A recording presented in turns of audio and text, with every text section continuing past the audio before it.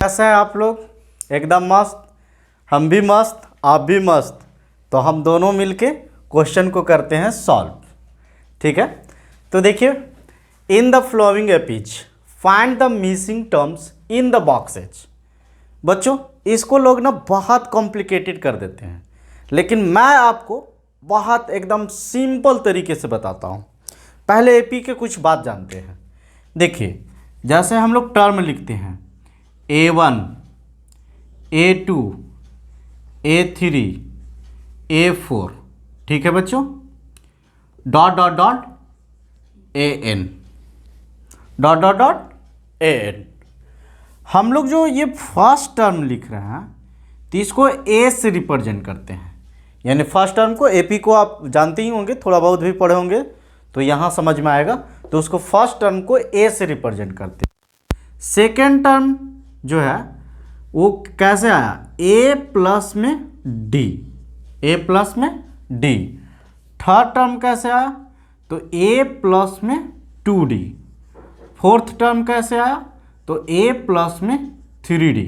ठीक है बच्चों, यानी जैसे हम लोग क्या करते हैं कि जैसे 2, 4, 6, 8 डॉट डॉट डॉट, तो फर्स्ट टर्म को A से रिप्रेजेंट करते हैं और इसके बाद में जो हम लोग इसमें से D को ऐड करते हैं, यानी कॉमन डिफरेंस जो है सबके बीच में क्या होना चाहिए?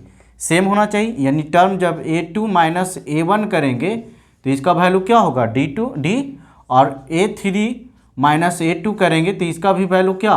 D। यानी एपीज को आइडेंटिफाई करने के लिए, पहचानने के लिए आप जो जानते होंगे कि उसका जो है कॉमन डिफरेंस हर एक जगह का, इसका मतलब इसके बीच का गैप क्या होना चाहिए? सेम होना चाहिए। तो देखिए, इसके बीच का गैप कितना है? 2। इसके भी बीच का गैप कितना है? 2। इसके भी बीच का गैप कितना है? 2। तो ये एपीज में है। तो देखिए, अब हम लोग समझते हैं कि ये फर्स्ट टर्म ए हो गया, तो सेकेंड टर्म कैसे आया? तो सेकेंड टर्म आने के लिए ए में डी को ऐड किए। इसका मतलब फर्स्ट टर्म में 2 था, ए क्या था? 2 था, और डी कितना? 2। तो इसमें 2 में 2 ऐड कर दिए तो क्या? 4। यानी फर्स्ट टर्म में यदि डी ऐड कर देंगे तो सेकेंड टर्म मिल जाएगा। और सेकेंड टर्म का फॉर्मेट क्या हो गया? फर्स्ट टर्म में डी को ऐड कर दिए। अब ये हो गया फर्स्ट टर्म।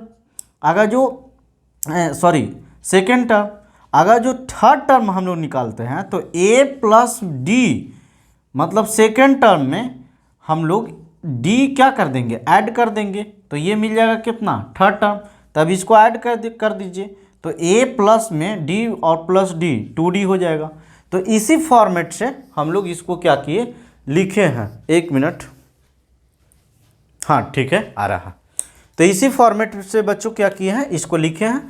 तो इसको हम लोग ऐसे, यदि कोई एपीज दिया हुआ है, कोई एपी दिया हुआ है, तो हम लोग इसको ए प्लस डी, थर्ड टर्म को क्या लिख सकते हैं? A plus 2D, A plus 3D।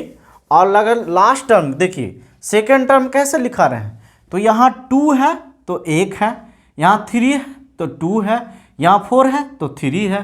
तो इसका मतलब A plus n minus 1 into में D, यानी लास्ट के पहले। देखिए 3 है तो इसके पहले।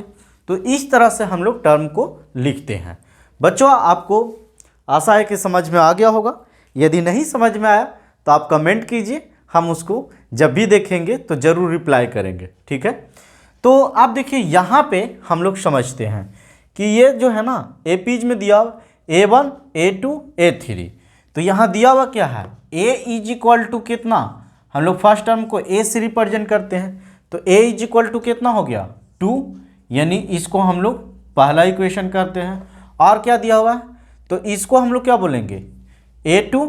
और A3 कितना दिया हुआ है? तो A3 हम लोग लिखते कैसे हैं? तो A3 लिखते हैं A प्लस में 2D। इसका मतलब मुझे लग रहा है कि आप लोग को समझ में नहीं आ रहा है।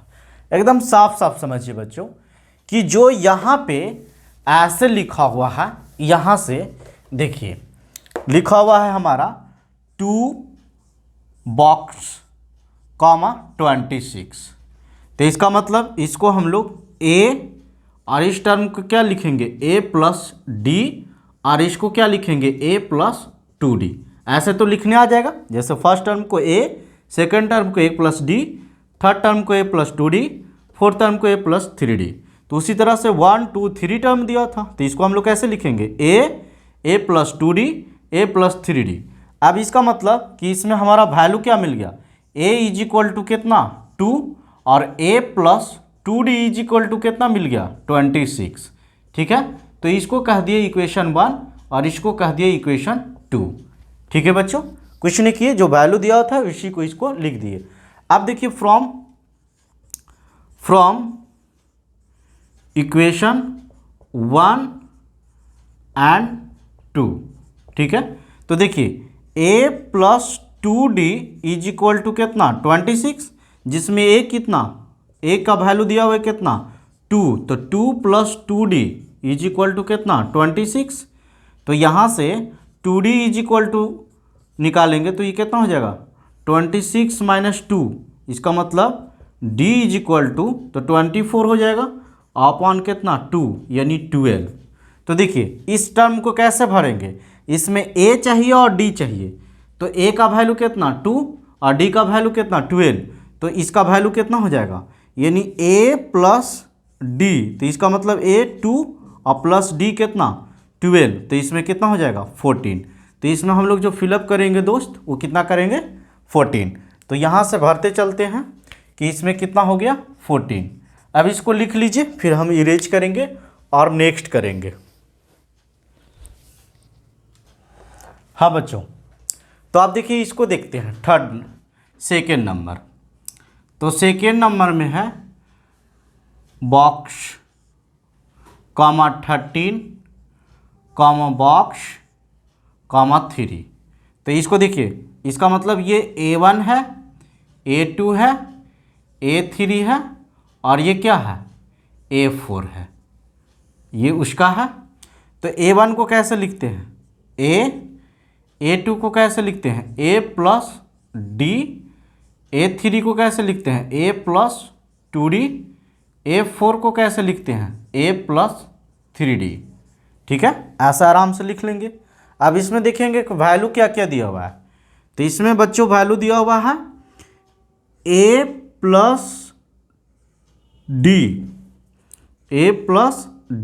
इज इक्वल टू कितना 13, एक इक्वेशन। ठीक है, दूसरा क्या वैल्यू दिया हुआ A plus 3D is equal to कितना 3, ये इक्वेशन हो गया सेकेंड। ठीक है, यानी जो वैल्यू दिया हुआ था, जैसे इसी सीरीज को खाली याद रखिए कि A1 को कैसे लिखते हैं, A2 को कैसे लिखते हैं, A3 को कैसे लिखते हैं और लास्ट टर्म को कैसे लिखते हैं। ठीक है, तो देखिए अब इसमें दो इक्वेशन हम लोग फाइंड आउट कर लिए। A1 तो नहीं गिवन था, A2 था, तो A2 को कैसे लिखे A प्लस डी, यानी A plus D is equal to 13, और A4 था तो A4 को कैसे लिखे A plus 3D is equal to 3, ये गिवन था। अब हम लोग इसको ना सॉल्व करते हैं कि फ्रॉम इक्वेशन 1 में से उल्टा कर देते हैं, 2 में से 1 को सब्ट्रैक्ट कर लेते हैं। तो इक्वेशन चूंकि यहाँ पे वैल्यू निकालेंगे, चूंकि इस बॉक्स में भरने के लिए a की ज़रूरी है और यहाँ पे भरने के लिए a प्लस 2d यानी a और d दोनों ज़रूरी है। तो यहाँ से दो इक्वेशन है, तो यहाँ दो अननोन है a और d, तो यानी a और d का वैल्यू निकाल के हम लोग यहाँ पे वैल्यू पुट करके इस बॉक्स में भर देंगे और यहाँ सिर्फ a की ज़रूरी है। तो देखिए इक्वेशन 2 क्या है a plus 3d is equal to कितना है 3, और इक्वेशन फर्स्ट क्या है a plus D is equal to कितना 13।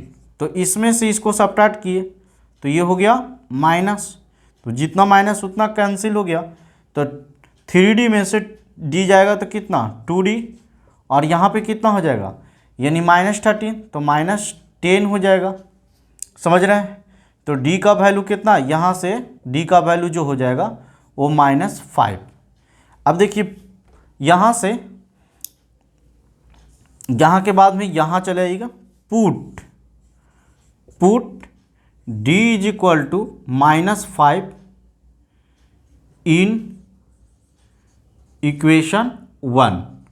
ठीक है बच्चों, तो यहाँ पे इक्वेशन क्या है a plus D is equal to 13, तो ए और डी के जगह पर कितना -5 और इज इक्वल टू 13, तो ए इज इक्वल टू कितना हो जाएगा, इधर जाएगा तो प्लस हो जाएगा, तो 18। यानी अब हमारा ए भी मिल गया और डी भी मिल गया। तो पहला में हम लोग क्या भरेंगे, तो पहला ए पूछ रहा है, तो ए के जगह पे कितना आ गया 13, सॉरी ए के जगह पे 18, तो यहाँ पे भर दिया 18।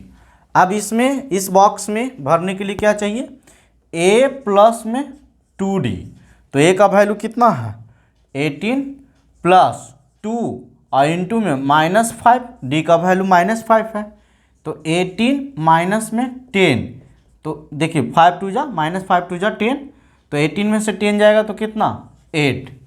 तो इसका मतलब कि इसमें हम लोग भरेंगे a प्लस 2d की जगह पे, a प्लस 2d की जगह पे कितना भरेंगे 8। तो ये हमारा कंप्लीट हुआ। आपको समझ में नहीं आ रहा, पहले देखिए ये लिखिएगा, फिर ये इक्वेशन हमारा बन गया, फिर इसको सॉल्व किए, फिर यहाँ और इसमें फिर हम लोग आंसर कर लिए। ठीक है बच्चों, तो आप इसको लिख लीजिए, फिर हम लोग नेक्स्ट करते हैं। हाँ बच्चों, तो हम लोग 1 और 2 भर लिए और 3 4 आपका HW में रख देते हैं। आप वीडियो पॉज करके और सॉल्व कीजिएगा।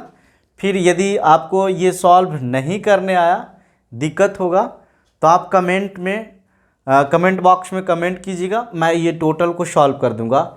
ये चूँकि इसको यदि सॉल्व करेंगे तो वीडियो बहुत लंबा हो जाएगा, इसके लिए 2 ही करते हैं। बस रूल आप सीख गए कि इसको टर्म को लिखेंगे। देखिए इसमें ए दिया हुआ है और देखिए ये फर्स्ट टर्म है, ये सेकेंड टर्म, ये थर्ड टर्म, ये फोर्थ टर्म, तो ए दिया हुआ है और ए प्लस 5d दिया हुआ, ए इसको लिखेंगे ए प्लस डी, ए प्लस 2d, ए प्लस 3d दिया हुआ है। और इसी तरह से इक्वेशन बना के सॉल्व कर लीजिएगा। और दिक्कत होगा तो कमेंट बॉक्स में कीजिएगा कमेंट, हम इसका वीडियो बना देंगे। ठीक है, थैंक यू।